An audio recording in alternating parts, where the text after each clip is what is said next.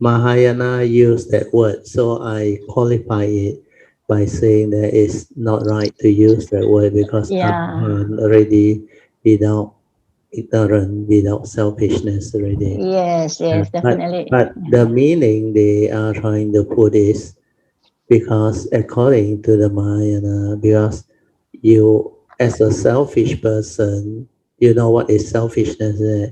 We are more concerned with ourselves first. So self above others. So in that sense, they say you are a selfish person because your consideration is more towards your self enlightenment first. But they actually use the wrong word. It's not selfish. The word they should have used is their choice. It's their choice because when you have the ability to realize arahantship, that avijja cease. So there is no more selfishness in that decision they make because they just want to finish off. Finish off means realize the cessation nibbana. Then with the understanding, then they have a choice. They choose not to continue, or to them they believe this is what they have been striving for all this while to realize this enlightenment so that they don't have to come back. So in that sense, it's not in any way selfish. There is a personal choice. But what they mean is they can take a longer way for the benefits of all living beings. So instead of thinking about self-enlightenment, they have this understanding that they should go the further way. Well, the further way has a lot of things. That's why he said Arahants still have outflow. So maybe I explain this part first. So here, outflow means low. Here doesn't mean there is avijja, there is ignorance. Outflow is the flow of thought process. Their mundane mind is still there. So that outflow means the birth and death of the segmented form and mind means rebirth, uh, condition for arising of rebirth consciousness to take physical birth of another segmented life of a form and mind, that one no more. The Arahant won't undergo that. But the birth and death of thought process, that one also five aggregate of form and mind. So that's why to them, because the Mahayana type of realization of Nibbana is without outflow. But actually, if they understand, the Arahant also realize that Nibbana that is without outflow. But because their mundane mind didn't collapse, when they arise from that cessation or Nibbanic experience, what happened is the mundane mind has not collapsed. So there is this outflow or what we call birth and death of this mundane mind, the thought process. That one, they cannot do anything. But because they have the wisdom connected to their form and mind, so they are not deluded. So last thought moment when they die, there is no avijja to condition rebirth. So there is the actual understanding. Uh, but because of that outflow, because the sainthood way, those who go by the Arahant way, they didn't know about the Bodhisattva way. So the Bodhisattva way, when you cultivate until there is no more outflow, means the mundane mind collapse, is very different. The understanding of that nature and the cultivation become very different.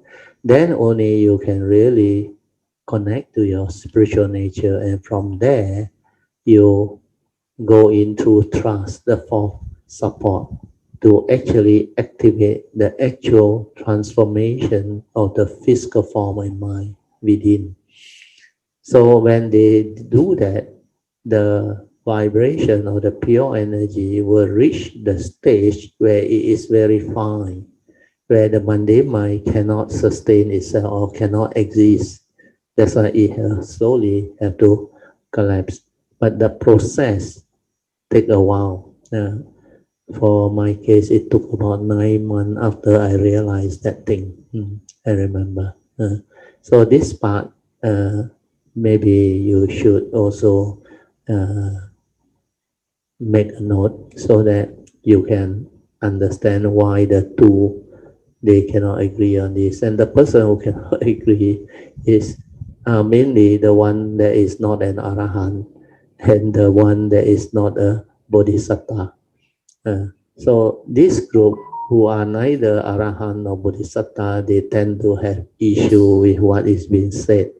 So that is what I try to avoid, misunderstanding. But the reality is they have a reason to say that. Actually, when you understand, it is to me not that bad, but the wrong choice of words, like I said. Okay. Yeah, excellent answer, Ratio. Yeah. Because not forgetting that our Gautama Buddha is also an arahant. Correct. Correct. Yes. Yeah, how can they say arahant is selfish and got outflow? Oh, outflow is correct. The normal arahants still have outflow, but they are not talking about the asava. Understand now? Outflow of defilement no more. But outflow, they mean the birth and death of the thought process, the mundane mind. That one, hayu low, means that one still arise and pass away, arise and pass away, where the mundane mind is still there. So the outflow of the mundane mind, they cannot control. They cannot control. The birth and death of the segmented life finish. But the birth and death of the five aggregate of form and mind, that one not finished. So that one, the Mayana is correct. That is the outflow. But the meaning is very different because to the Theravada, outflow means asava. Understand or not? Asava means you still have that fine defilement and all things, but no more. Arahant no more. That's why in the last five fetters, when the Arahant realizes Arahantship, the fourth stage of sainthood, even the minor conceit, mana, restless of mind, all gone. The last one is avijja, all rooted out. That's why, in that sense, they do not have any more defilement or the three evil roots of greed, hatred, and delusion. No matter how fine the level is, it is no more, completely rooted out. That's why they cannot pass away with avijja, means no rebirth consciousness. It's completely rooted out. So here the outflow, the meaning again is the word, Amy. Because like Liu Zu Huinan, also he knows how to use his mundane mind without deceived by the mundane mind. Is different. That one, the Wu Zu tell him one, because he was born without the mundane mind. You remember, Amy? Sixth Patriarch was born without the mundane mind. His nature is that pure nature already. So what he is being told is that worldly mind, because just like what happened to my nature in 1989 when the mundane mind collapsed, there is another supramundane mind, which is very fine, very fine. That one will arise. That one is just pure awareness. So he must know how to use this when the mundane mind is no more.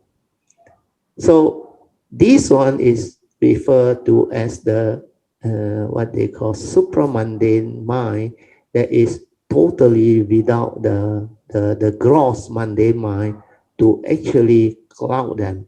So this one is the true mind. So that true mind can have perception, can have sankhara, can have thinking, but it's very fine. It's like there is no mind. So that supramundane mind actually take over. So he used that mind, but the mundane mind is no more. So what the fifth patriarch told sixth patriarch is, because sixth patriarch don't have the mundane mind, that's why he don't understand. Why other human beings are like that? Why he don't have that problem? Uh, then when he told him that, he realized profoundly. He said, "How amazing is it that nature is complete by itself?"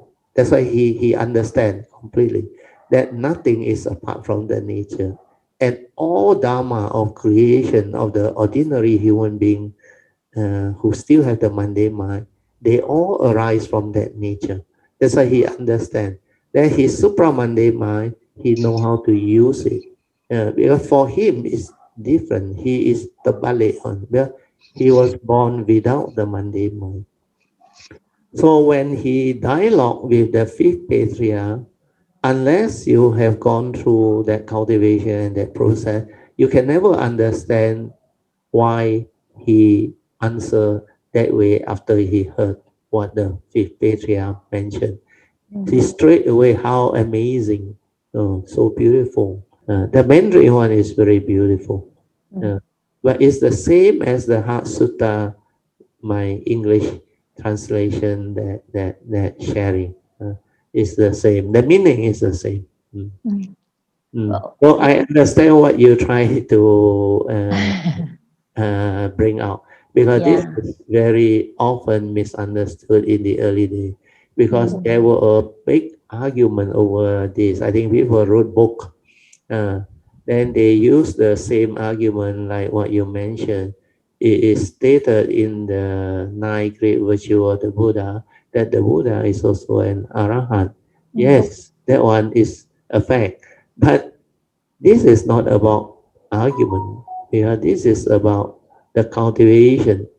The cultivation, when you understand the difference between the sainthood way and the bodhisattva way, is already so wide, so different. And the amount of cultivation, experience, and understanding and perfection of wisdom is way beyond. So because of that, you can say the Buddha is also an Arahant, but he has completed the perfection. That's why he is called a Sama Sambuddha. Otherwise, you are just a Arahant or a Pachika Buddha or a normal Buddha, which is not the Sama Sambuddha. So there is a big difference in the cultivation. So the difference comes from the understanding. But like I say, most of the time the argument come from those who are neither bodhisattva nor arahant. That is where the problem. Because The whirlings. the two never argue. Because they know what that thing is. They know what that thing is. Because to the arahant, he got no more problem. Right? You tell him, oh, still got what? He say, it's your decision. It's up to you. If you want to go that way, you go. If you still believe God thing, you go. But to them, they are contented with all this. And they understand the form and mind is not them. That one, the Arahant understand. So who is enlightened? No one is enlightened. Because the form and mind is just a vehicle and a tool for you to come. And you use that to realize the enlightenment. Then after that, there is he no you, he no me. There is just a nature, your nature, which is the karmic nature will condition the form and mind. Then the spiritual nature is another nature that will develop the perfection of whatever wisdom or cultivation that you have developed. Then that one you cannot inherit. It's not like the karmic nature. The moment you are born, you inherit. That's why you are born of your karma, heir to your karma, conditions supported by your karma, and you are what you are because of. But the spiritual nature, you cannot. You have to connect. You have to connect to the true mind. Before you connect, most of the time, in your sainthood way, you don't inherit much because very likely the perfection is not much, not much. Uh, but you have gone beyond the sainthood way. The moment you connect to your true mind, when you realize that cessation, even the glimpse of it, after that, you start to inherit already. Uh, then those who have that nature one, the understanding will come. They will recall their vows and all those things. Then they will know what to do. The Bodhi mind will actually uh, manifest strongly. and then bring forth the causes and conditions for them to continue with their path. That's why the Bodhisattva way is very unique. You don't have the vow, you have not planted the Bodhi mind. You can never do it and you can never understand. And the four basic vows are the condition behind the taking of that way and the path. So all this, the non uh, cultivator who are not on the bodhisattva path or way, they cannot understand. They cannot understand. That's why you need all these Samma Sambuddha, the great beings, and all those who have gone this way for sufficiently long training. And these are the beings who can come back through their understanding when they inherit from their spiritual nature, then they can share with you. Then how much they can share with you depend on how far they have gone this way. But in between, they must have had teachers or guide who had actually advised them. And these are people who has gone very far, or even some of them who has finished. So when they get guidance from all these beings, they will be able to successfully walk the path. Then finally, they themselves will also get the prediction, and they will confidently after that. Normally, after you get your prediction, means they are on the fourth stage of Bodhi mind development. Means their Bodhi mind has renounced samsara. They know samsara is nothing really. So they will continue to perfect themselves. Then somebody satta, they choose to have the type of vow, the additional vow that hinder them from realizing the final Sama Sambuddha perfection.